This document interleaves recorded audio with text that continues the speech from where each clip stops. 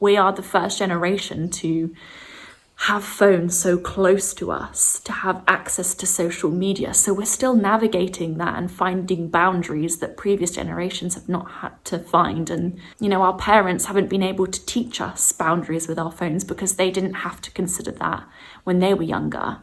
So if you've got this kind of unhealthy relationship with your phone, join the club. We all do. It's actually relatively new to the human experience. So we're still finding our feet.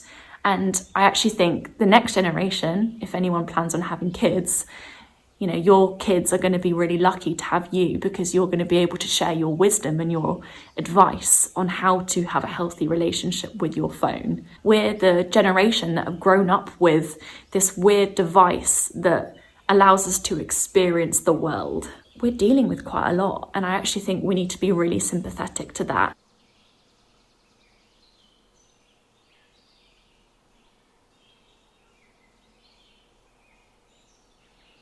Hello, my beautiful people, I'm Alessia. So today I want to comfort you. You might be watching this video because you're feeling a bit lonely. Maybe you've spent a lot of time in the house and you're craving getting out and connecting with people, but you don't have anyone to see at the moment. Maybe your friends are busy, or maybe you're a bit too anxious to leave the house. I, about a year ago, moved to a new city and I really felt lonely. And it's taken so much time to get settled in this new city, and it's taken so much time to find my people. It's still taking time, and it can be quite scary to put yourself out there, to go out into the community, to do the things that you ideally would love to do, but are a bit scared to do. I realised that we can be really harsh on ourselves, and we can judge ourselves for not getting out there enough and not making the most of our lives and not meeting all these people and being really social. We could be so mean to ourselves and judge ourselves and be like, why are you not doing this? It's so simple. You want to have more friends? Go out, go and do these things, go and meet these people.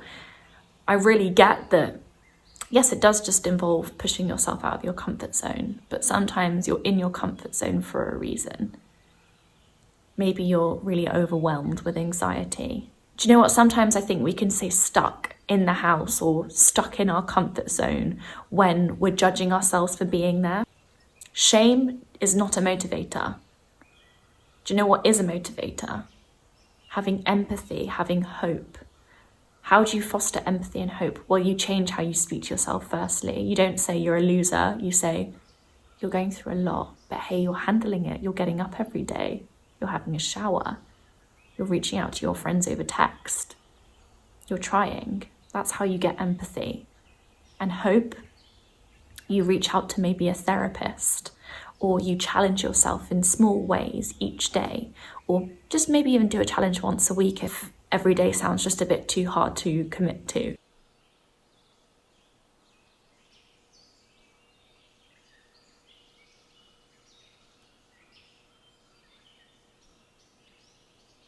If you're feeling particularly lonely at the moment, I want you to know that there are people out there that are your future friends or your future partner or your future kind of chosen family. You're going to meet people. I know you are, because that's what you want, right? You want deeper connections. You want to go and experience life with other human beings. So if you want that, you recognize that as something that you crave, you can make that happen. You need to understand yourself in the first place to know where you want to go. And if you have that understanding of what you want, that's really powerful.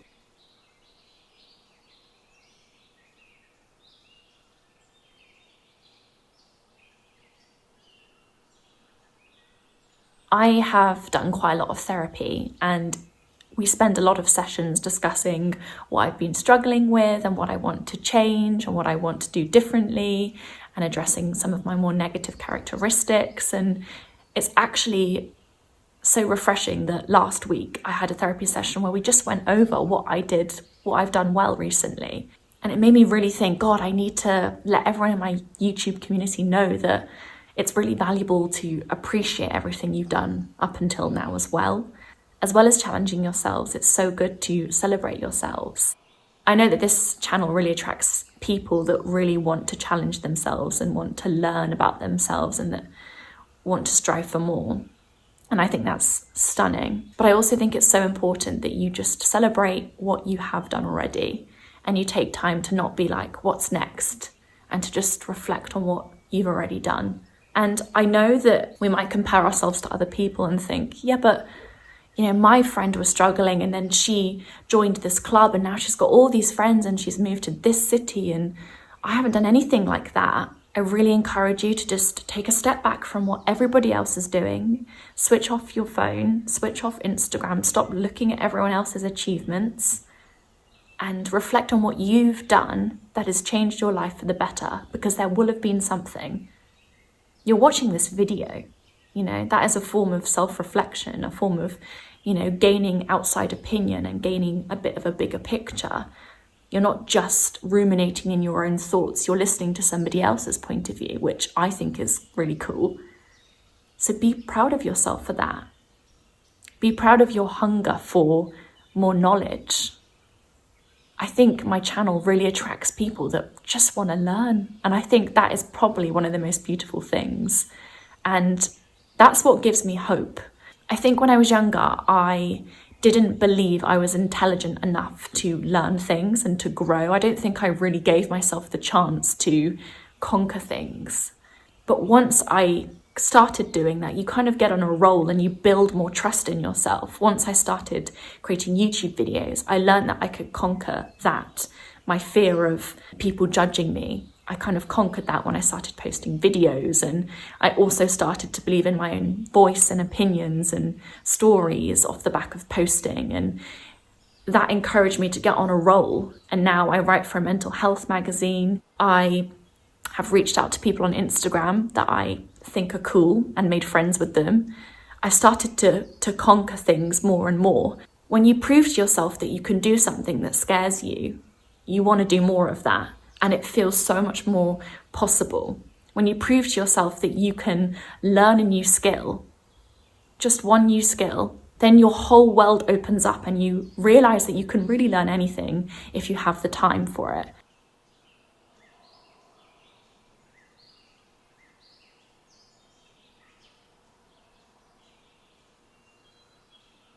I find it really exciting that in a year's time, my life is going to look quite different.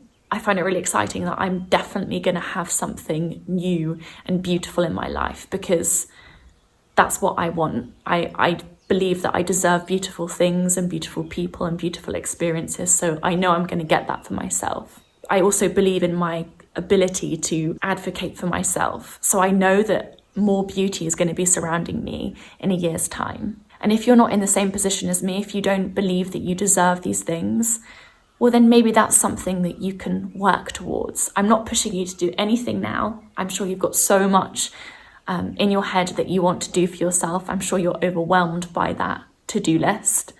I just want you to know that I was once in that position too, overwhelmed by all the things that I wanted to do. And I also really didn't believe that I deserved any of these things.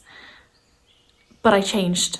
Things changed for me when I started posting my YouTube videos, when I went to therapy. Small tweaks to your routine can instigate big changes in your life.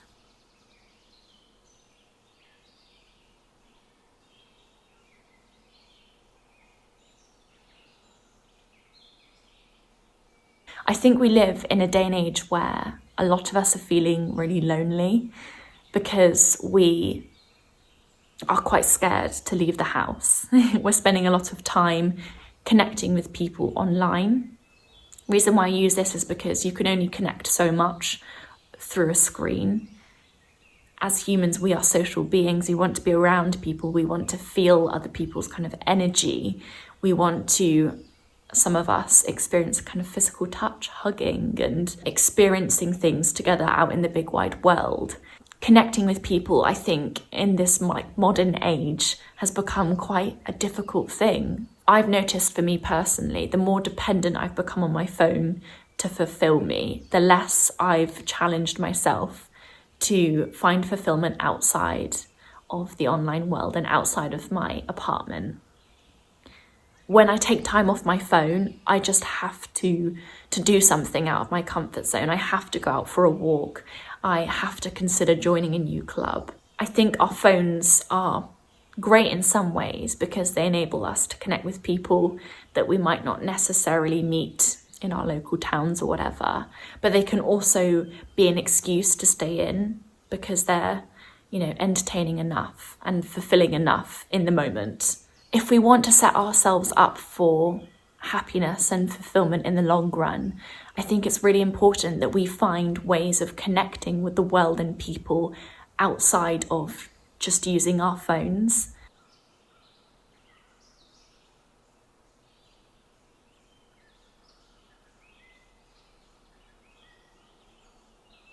Do you know what? Recently I had this really amazing moment after therapy. That tends to be quite a common thing actually. After therapy, I really show up for myself. Just interesting. But yeah, I had this really amazing moment after therapy where I decided to not go on my phone, to not put on Netflix, to not go and distract myself by being with my partner, but I just instead sat with myself. I opened my window and I looked out at the trees and I allowed myself to have a little cry. I allowed myself to write in my journal and I kind of just sat with my feelings and I acknowledged that actually I wanted to be out in the world more, connecting with people in my community. I wanted to do more good in like a physical way. I feel like I put a lot of my love and energy into kind of helping people online and I find that super fulfilling, but there's just something so magical about helping people and seeing people and being able to be next to people and just be physically there with other humans. I really crave that in-person connection. So that's what I want to do more, and I really realised that when I just took a moment away from my blimmin' phone to acknowledge that and to feel my feelings.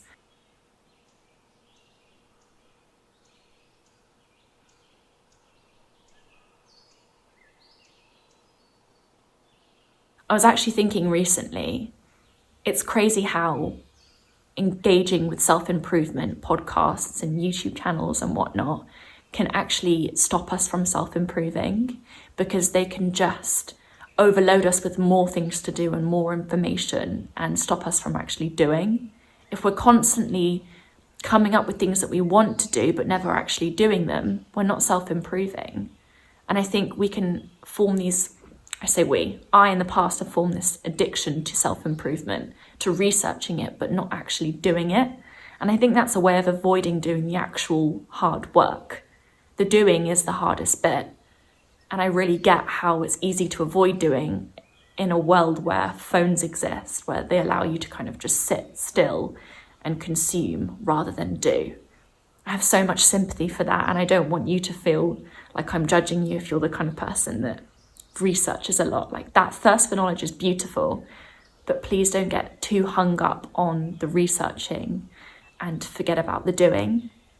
Just take a moment at some point this week, maybe even after this video, to just switch off your phone and go and sit by a window. If you've got nature that you can look upon, definitely do that, because that really helps us self-reflect, but also feel quite comforted. And just be like, okay, how am I feeling? What is missing from my life? Is anything missing? What am I upset about?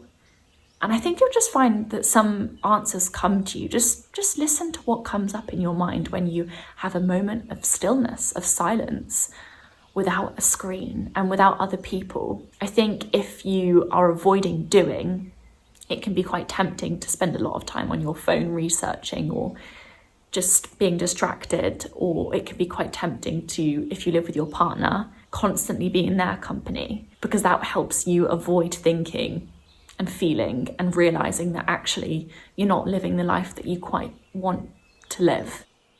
Again, going back to that moment when I was sat looking out the window, I really realised how much my phone has both empowered me and disempowered me. It's quite paradoxical. My phone has given me all the opportunities to do the things that I want to do and to meet the people that I wanted to meet. And I've done that now, but I think I'm now in this period of time where actually I'd really benefit from taking some time away from my phone. That doesn't mean stop posting YouTube videos, by the way. It just means not using my phone to feel entertained or connected to people. I want to go out into the big wide world and connect with people. Now I realise that this whole spiel about not going on your phone as much probably feels like another thing that you need to do and another thing that you need to judge yourself for doing. But hey, I want you to be really gentle with yourself and understanding, because actually, if you're like me, we are the first generation to have phones so close to us, to have access to social media. So we're still navigating that and finding boundaries that previous generations have not had to find. And, you know, our parents haven't been able to teach us boundaries with our phones because they didn't have to consider that when they were younger. So if you've got this kind of unhealthy relationship with your phone, join the club. We all do. It's actually relatively new to the human experience. So we're still finding our feet. And I actually think the next generation, if anyone plans on having kids, you know, your kids are going to be really lucky to have you, because you're going to be able to share your wisdom and your advice on how to have a healthy relationship with your phone and how to distance yourself. And yeah, we're just figuring things out. We're the generation that have grown up with this weird device that allows us to experience the world and that gives us this instant satisfaction, this instant gratification that's quite addictive. We're dealing with quite a lot, and I actually think we need to be really sympathetic to that.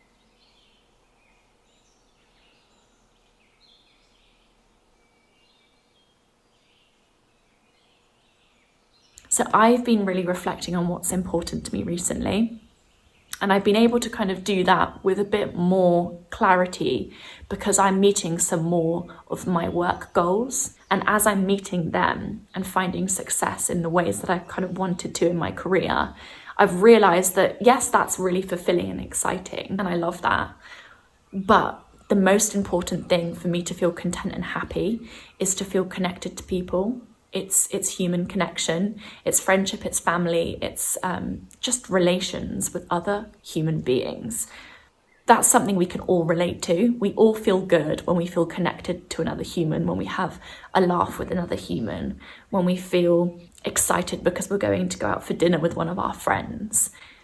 It's such a simple message, but something that's, I think, got lost in translation because of the world that we live in, where having the dream car, the dream house, the dream job is glamorized as this amazing thing. I think it's so easy to forget that feeling content and purposeful and happy can come just by simply having your place in community. The value of community is becoming ever more clear to me. I know we're all different, so we all find different things satisfying, but I think we can all understand that feeling close to people is just the most magical thing. It's literally like within our biology to want to feel understood and a part of something. We just want to feel loved. I think that's the most human thing, and it's something that I've been discussing recently with a few of my clients. I actually have a program designed for women, so if you want to connect with me, pop me an email. But yeah, we've been speaking about this desire to just feel connected, to feel loved. I think a lot of my clients have come to me saying that's what they want, but they feel some kind of shame about that. And I think they feel that because there's so much emphasis on being this successful girl boss, on being independent, on buying this amazing apartment, on getting this suit and being this kind of really snazzy, cool girl. There's so much emphasis on individualistic goals, on being this kind of powerhouse on your own. We're kind of being fed this idea that to be happy and to be content in life means to be completely independently content. It means to be successful on your own. Do you know what? I think it's really easy for us to not really contemplate how life-changing having good friendships can be. I think it's really easy to lose sight of how important human connection is, because we live in a capitalist world that feeds our subconscious this idea that we will be happy when we're millionaires, when we're business women, when we're, relying on nobody else but ourselves. We're basically being taught through the films that we watch, through the kind of advertising that we're seeing on our screens, that to be happy means to be self-sufficient, to be this individual that has their own back and that relies on nobody else. And I think that's a really bad message, because we are biologically wired to be social. You know, we managed to survive as a species because of our sense of community and relying on each other as humans. And I think we should lean into that, because that's what has made me feel sane when I've been mentally unwell. Having community is what's kept me above water. I really encourage you to go for the job that you love, and to definitely, you know, think about money and be savvy with money, and to work on your relationship with money. We live in a capitalist world. I don't want to just pretend that that's not important, but please don't think that that is happiness. Yes, money allows you to pursue happiness because it allows you to get a therapist and live in a house and stuff, but fulfillment, deep fulfillment, comes from being close to people, experiencing love, feeling inspired. I just really don't want anyone to doubt the value of community. It's just something that I really want to put out there to anyone who needs to hear that message. You just need human connection. You just want to feel heard and understood by another human being. Isn't it crazy that we all share this desire to be close to each other? I think it's so beautiful. I think that's a really reassuring thing, because we all essentially kind of want the same thing. And on that hopeful note, I'm going to love you and leave you. Thank you so much for sitting with me. If you want to connect with me, my email's in the description box. And yeah, I just love you all.